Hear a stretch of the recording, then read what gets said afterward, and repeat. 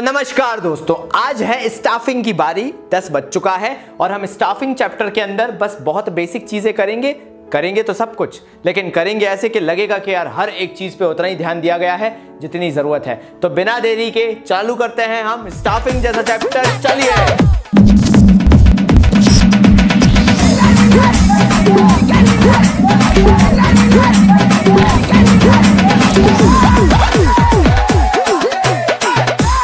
बाबा जी के पहले ज्ञान से शुरू करते हैं और वो ये है कि स्टाफिंग एक ऐसा चैप्टर है जो लेंदी बहुत है, फ्रैंकली स्पीकिंग। अब ये मत देखना कि पेजेस कितने हैं, पेजेस से फर्क नहीं पड़ता। स्टाफिंग लेंदी है, मतलब इसके अंदर हर एक ऐसी क्रूशियल छोटी चीज है जो कि आपको परेशान कर सकती है और आपके मार्क्स कटवा सकती है। तो मेक श्योर जो भी आज मैं बताऊं आप उसको पिन पॉइंट, जैसे मैं बोल रहा हूं वैसे नोट डाउन करते चलो, क्योंकि स्टाफिंग ऐसा चैप्टर है आप प्रेडिक्ट नहीं कर सकते कि उसमें से क्या पूछ लिया जाए। तो शुरू करते हैं मीनिंग और फीचर्स के साथ बाबा जी की बूटी #1 में। तो स्टाफिंग को अगर मैं ध्यान से पढ़ूं, मुझे मालूम है स्टाफिंग होता क्या है, इवन तुम्हें भी मालूम है क्योंकि तुम लोग अगर 12th एंड में बैठे हुए हो तो स्टाफिंग के बारे में कुछ तो हिंट है, लेकिन मैं बताता हूं गलती कहां होती है। बोला जाता है staffing is all about obtaining. सबसे पहले तो आपको कंपिटेंट पर्सनल को ऑब्टेन करना पड़ेगा, उनको प्रॉपर जॉब सेटिस्फेक्शन के लिए ऐसी जगह पे लगाना पड़ेगा जहां पे उनका प्रॉपर यूटिलाइजेशन हो, एंड फाइनली उनको आपको रिटेन करना पड़ेगा, मतलब मेंटेनिंग, वो रिलेशन मेंटेन करके रखो कि वो आपकी ऑर्गेनाइजेशन में ऑन अ रेगुलर बेसिस काम करना चाहें।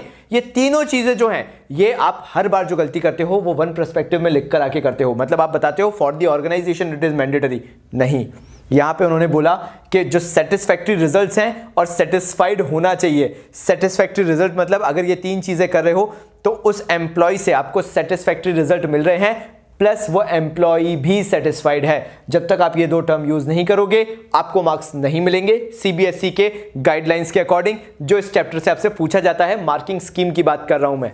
तो ठीक है, क्या देखा अपन ने? सबसे पहले ऑब्टेनिंग देखा, उसके बाद हमने देखा भाई कि हमें यूटिलाइज करना है और फाइनली हमें मेंटेन करना है वो रिलेशन उस एम्प्लॉय के साथ कि वो हमारी ऑर्गेनाइजेशन में काम करना चाहे, ताकि उससे हमें सेटिस्फैक्टरी रिजल्ट मिले और वो भी हमारी ऑर्गेनाइजेशन में सेटिस्फाइड हो। ये आंसर मांगा जाता है अपनी वर्क प्लेस में। ऑब्वियसली यार अपनी वर्क प्लेस में जो है उसको सेटिस्फेक्शन मिलना चाहिए, and we are talking about all the workforce, जितने भी लोग हैं। मतलब यहां पे मैं एक आध दो की बात नहीं कर रहा।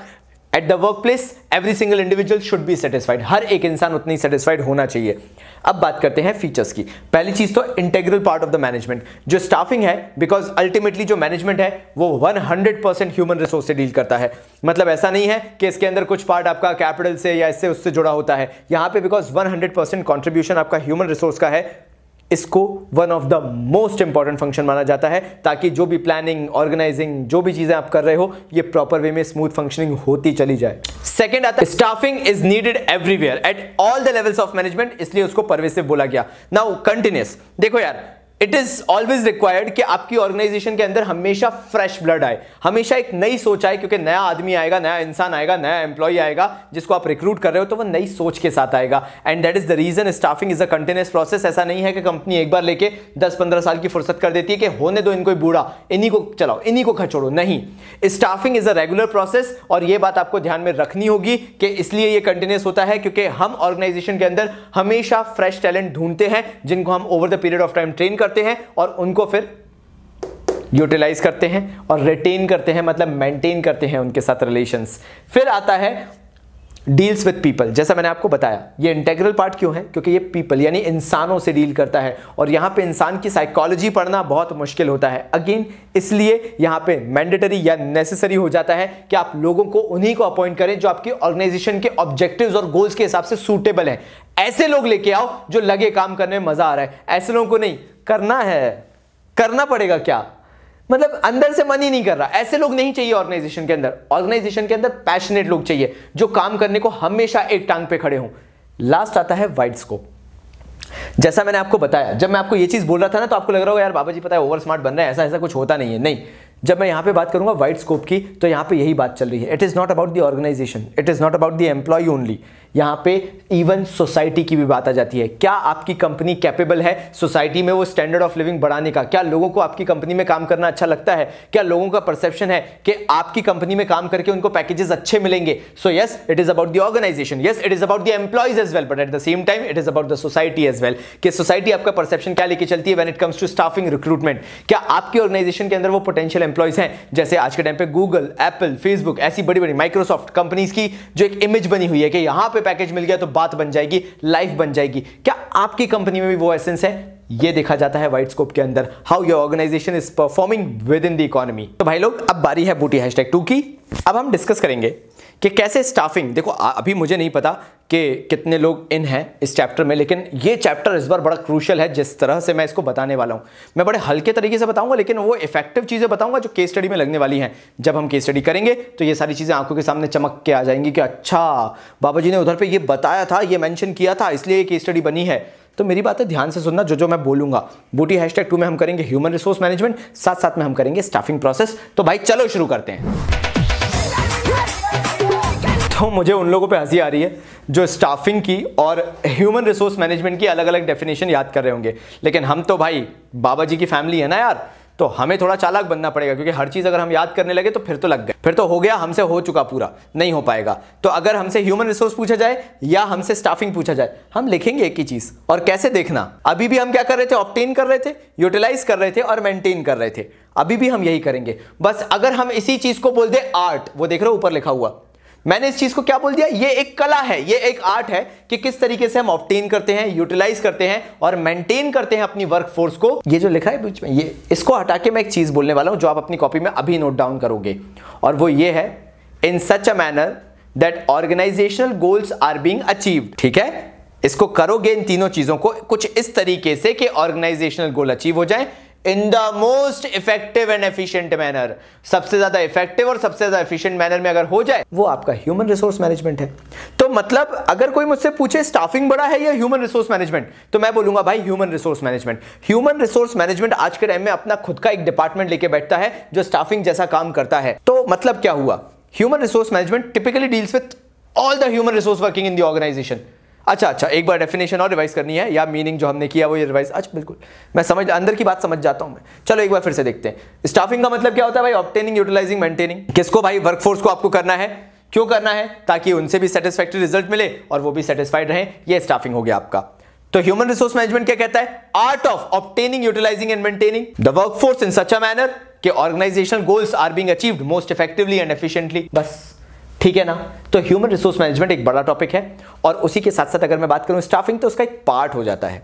तो ह्यूमन रिसोर्स मैनेजमेंट टोटली बोलता क्या है? ये पूरा स्टेप बाय स्टेप, मतलब एक एम्प्लॉय का आना छोड़ दो, एम्प्लॉय को ढूंढना छोड़ दो, जॉब को जनरेट करना, क्या वो जॉब ऑर्गेनाइजेशन के अंदर मैंडेटरी है या नहीं, ये भी ह्यूमन रिसोर्स सोचता है। कई बार बोर्ड ऑफ डायरेक्टर्स जो होते हैं वो सोचते हैं यार ये जॉब की जरूरत ही नहीं, ये जॉब की रिक्वायरमेंट ही नहीं, मैनेजर करेगा कि काम संभालेगा ना, वो किसी और को संभाल दो, कोई दिक्कत नहीं है।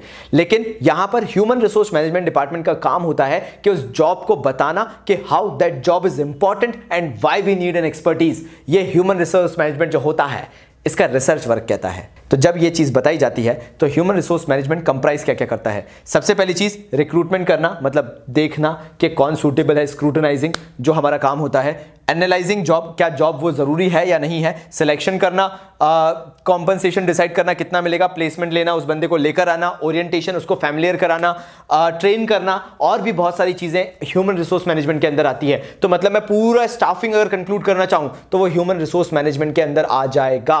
Staffing again I am telling you it's just a part of human resource management, because human resource मैनेजमेंट जो है वो स्टाफिंग से बहुत पहले चालू हो जाता है और स्टाफिंग के बहुत बाद तक कंटिन्यू होता है। ये एक ऐसा वाइडर स्कोप है, ये एक ऐसा वाइडर पर्सपेक्टिव है जो बताता है why we need human beings. इंसानों की जरूरत क्यों होती है ऑर्गेनाइजेशन के अंदर, वरना काम तो मशीनें भी कर सकती हैं। फेरारी कंपनी के एग्जांपल ले लो यार, मैं कितनी बार दे चुका हूं कि फेरारी वो कंपनी है जो आज भी अपनी गाड़ियों पे पेंट करवाती है लेबर से, क्योंकि वो उसको एक आर्ट मानती है, वो उसको एक तरीका मानती है जो कि आप ऑटोमेटिक, जो भी कंपनीज होती हैं वो ऑटोमेटिक अगर मशीन्स यूज करती हैं, रोबोटिक आर्म्स यूज करती हैं, उसके थ्रू वो चीज पॉसिबल ही नहीं है यार, वो मजा ही नहीं है।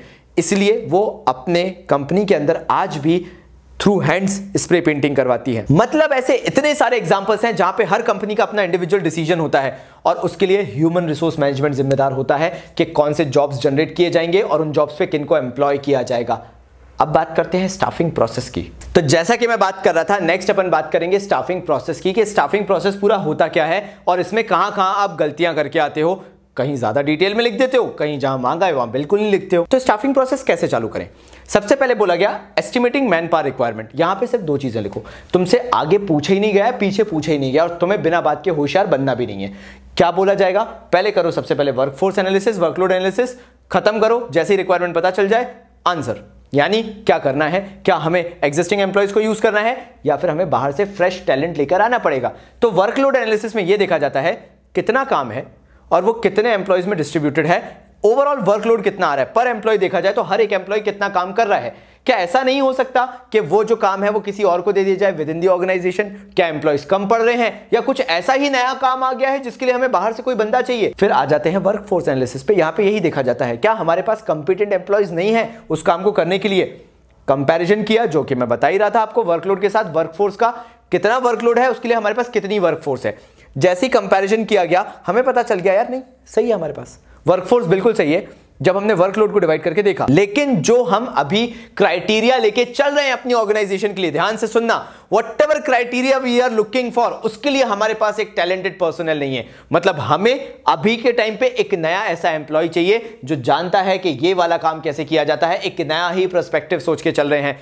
वहां पर आपको डिसीजन लेना पड़ेगा, वहां पे आपको देखना पड़ेगा कि आप एप्लीकेंट्स को मंगवाओ या नहीं मंगवाओ, जिससे सेकंड स्टेप निकल के आती है रिक्रूटमेंट। अधिकतर बच्चे बता रहा हूं यहीं पे गलती करके आते हैं, ये लाइन लिख लो, process of searching for prospective employees.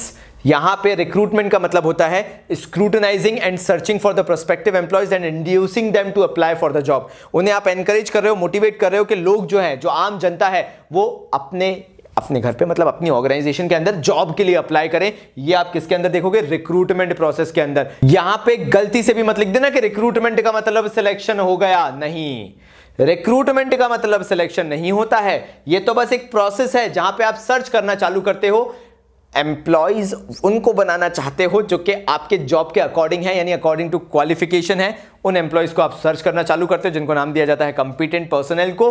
हाँ, अगर वो जॉब के अकॉर्डिंग होते हैं तो वो उनको नेक्स्ट स्टेज में लेके आया जाता है, और नहीं होते हैं तो उन्हें रिजेक्ट कर दिया जाता है। यही तो रिक्रूटमेंट का काम है। फिर से बोलता हूं, सर्च करो, स्क्रूटनाइज मतलब जो एप्लीकेशंस आई हैं आपके पास, आपने मोटिवेट किया, आपने एनकरेज किया, जैसे ही आपके पास एप्लीकेशंस आई उसमें से आपने उनको छांट लिया जो क्वालिफिकेशन के अकॉर्डिंग है और उनको हटा दिया जो क्वालिफिकेशन मीट आउट नहीं करते हैं। ये प्रोसेस होता है रिक्रूटमेंट का। जब इनमें छट जाते हैं ना तो बाकी बचे हुए जो क्वालिफाई कर रहे हैं उनको भेजा जाता है सिलेक्शन के लिए। अब ये मत बोलना बाबा जी रिक्रूटमेंट में क्वालिफिकेशन नहीं देखी जाती, बिल्कुल देखी जाती है, यही गलती करके आते हो। रिक्रूटमेंट में यह देखा जाता है कौन क्वालिफाई कर रहा है, और जब वो क्वालिफाई कर जाता है as per the job requirements, तब उसको भेजा जाता है सिलेक्शन के लिए, जिसमें बहुत सारे सिलेक्शन टेस्ट होते हैं according to the job requirement. फिर आगे आते हैं प्लेसमेंट एंड ओरिएंटेशन। भाई क्या होगा अब इसके अंदर?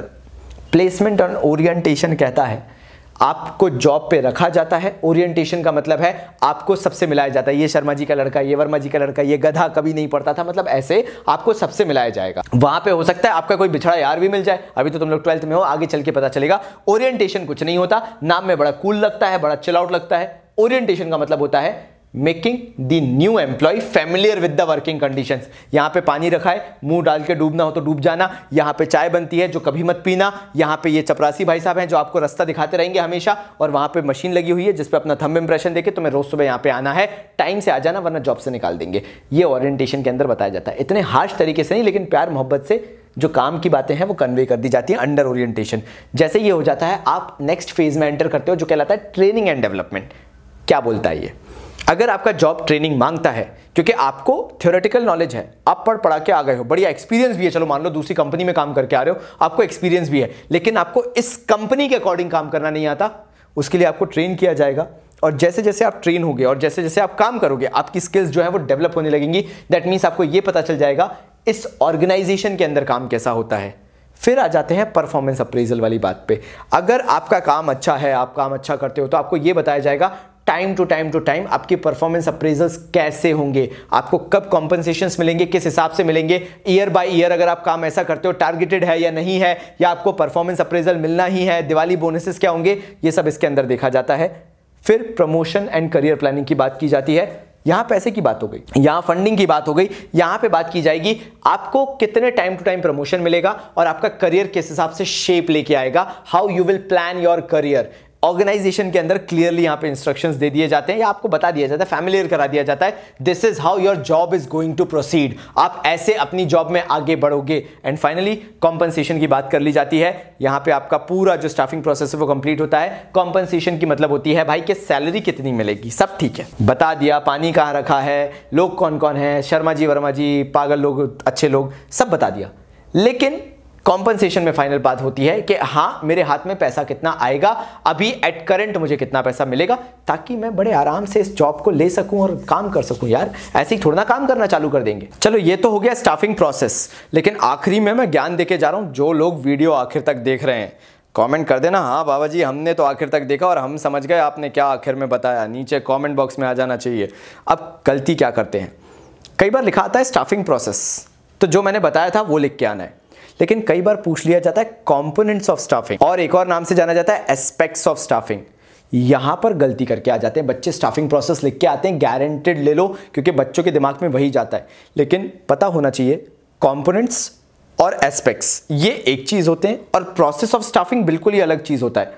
तो अगर कभी भी कंपोनेंट्स पूछा जाए या एस्पेक्ट्स ऑफ स्टाफिंग बोला जाए तो तीन चीजें होती हैं, रिक्रूटमेंट, सिलेक्शन और ट्रेनिंग। ये तीन लिखकर आना है अगर एस्पेक्ट्स आ जाता है। रिक्रूटमेंट मतलब inducing people to apply for the job and finding the most suitable competent employee, rejecting the rest of them, जो भी नहीं है उनको रिजेक्ट करो, ये रिक्रूटमेंट का प्रोसीजर हुआ।